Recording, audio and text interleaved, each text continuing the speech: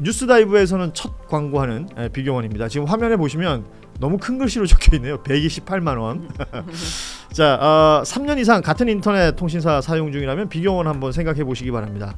뭐 대부분의 약정 서비스로 뭐 인터넷, TV, 정수기 렌탈 등등을 쓰실 텐데 약정이 다 된 상황에서도 유지하고 계시다면 갈아타면 이 비교원을 통해서 갈아타면 그만큼의 혜택이 있습니다.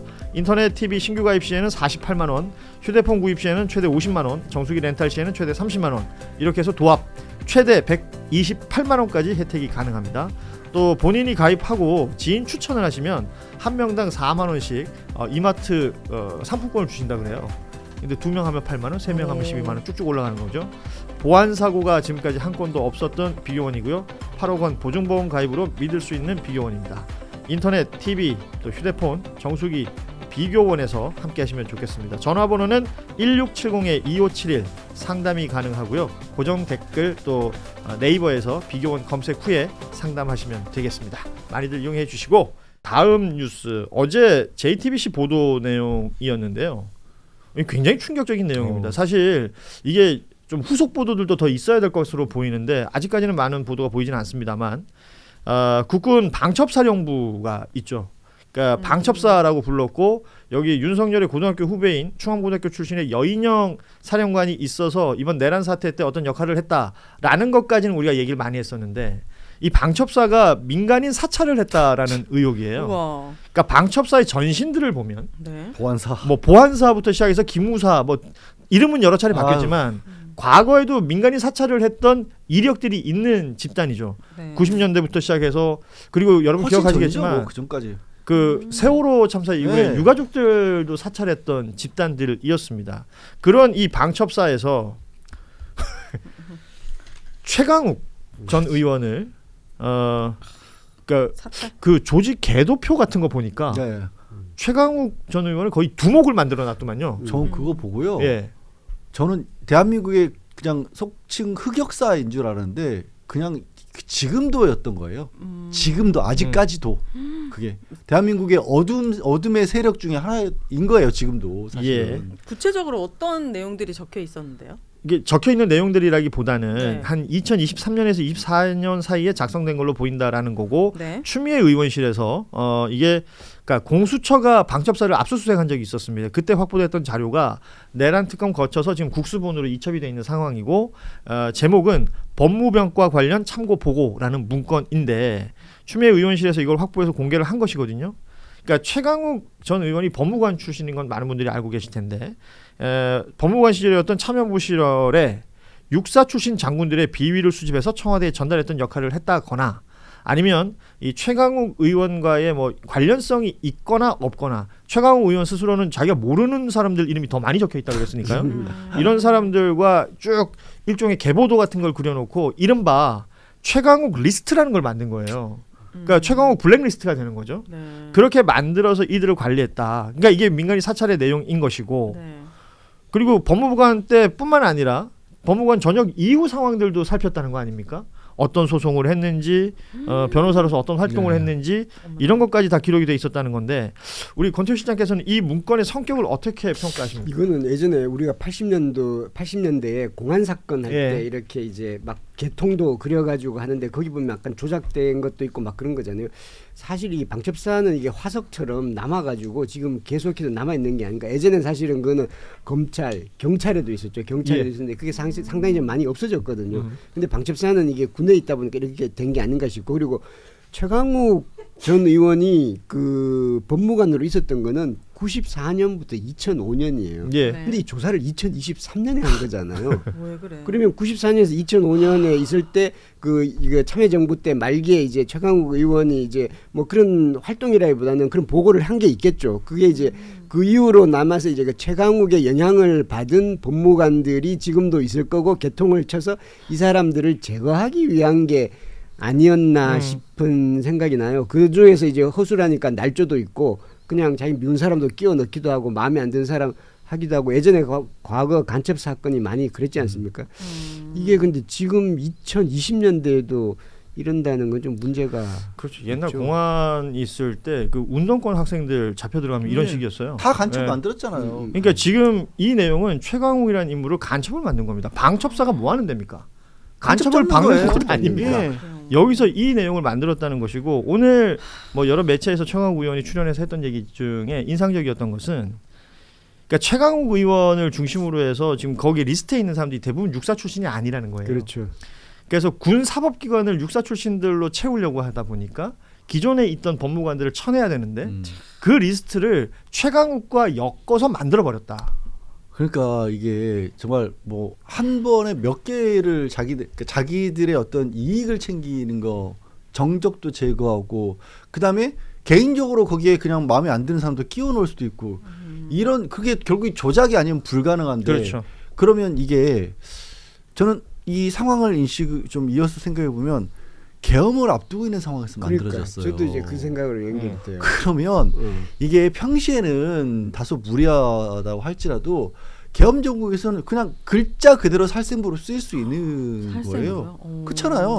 근데 이게 이런 측면도 있지 않습니까? 이 사람들 법무관이잖아요. 네. 그러니까 이제 여기서부터는 추정의 영역이긴 한데 여인영 방첩사령관이 한 거잖아요. 그러면 내란과 계엄을 하는 걸 일찌감치 알고 있었잖아요. 네, 그렇죠. 그걸 준비하기 위해서 법무관들을 물갈이해서 네. 자기 육사 출신들과 자기 사람으로 심어놓고 그러고 나서 모든 군사 재판으로 오는 거잖아요. 그렇죠. 그러면 마음대로 재판할 수 있는 그렇죠. 거잖아요. 그 바로 정치 그거라고 작업 봅니다. 아닌가? 완전 싶은 거죠. 다목적인 거예요. 예, 불편한 놈들 사람들 치우고 그다음에 계엄 이후에 지금 군을 장악하는 데 있어서 도구로 방첩사를 그러면 정확히 80년대로 돌아가는 거예요.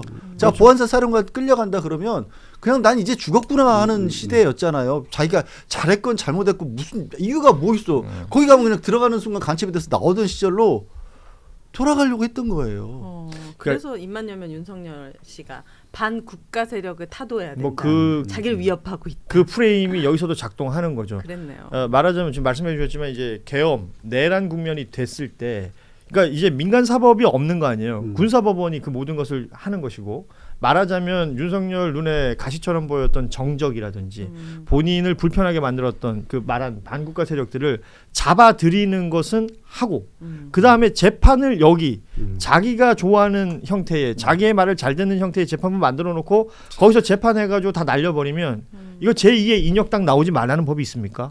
그 인혁당 명단이랑 똑같이 구조가 그러니까요. 같아요. 이게 진짜 정말 끔찍한 일인 거예요. 정말 어처구니 없게 아까도 얘기하신 것처럼 정작 최강욱 전원은 알지도 못하는 사람들이었다는 거예요. 아니에요. 네. 근데 마찬가지 예전에 80년대 90년대 수사가 그랬잖아요. 알았건 몰랐건 중요한 게 아니라 가둬놓고 반복해서 고문해 가면서 자술서 쓰게 해서 그냥 그걸 근거로 사람 죽였잖아요. 아 정말 윤석열 씨는 무조건 그 사면 금지 이런 조항 만들어가지고 평생 감옥에서 있던지 아니면 사형을 집행하던지 둘 중에 하나를 해야지 이렇게까지 야만적인 생각을 시대착오적인 생각을 갖고 대통령까지 이거는 했습니다. 지금 저희가 그냥 무리하게 추측하는 것이 아니라 충분히 이런 자료들까지 나왔으니까 그런 가능성이 충분히 있다라고 보는 것이고 국방부가 이와 관련해서 이제 방첩사 블랙리스트 의혹에 대해서 지난해 고강도의 직무감찰을 실시했고 관련자들은 모두 인사조치 완료했다라는 국방부의 설명이 있었습니다. 그런데 그 설명을 과연 신뢰할 수 있을까라는 생각도 사실은 들어요. 이게 육사 중심의 이제 법무 체계 안에 들어가 버리면 그 안에서는 또 그들끼리 뺄 수도 있는 거 아닙니까? 그렇죠. 그러니까 지난번에 박정훈 대령 뭐 지금 이제 장군이 되셨습니다만 사건 처리할 때도 당시에 군 검찰단 얘기를 많이 했었습니다. 근데 그런 것들이 자체적으로 작동이 됐다면 발본색원이 됐겠느냐라는 생각도 들어요. 이번에 무인기 얘기할 때 정보사에 있는 사람들도 얘기 나왔던 거 아닙니까? 네. 정권이 바뀌고 나서도 그들은 그렇게 움직이고 있다는 거거든.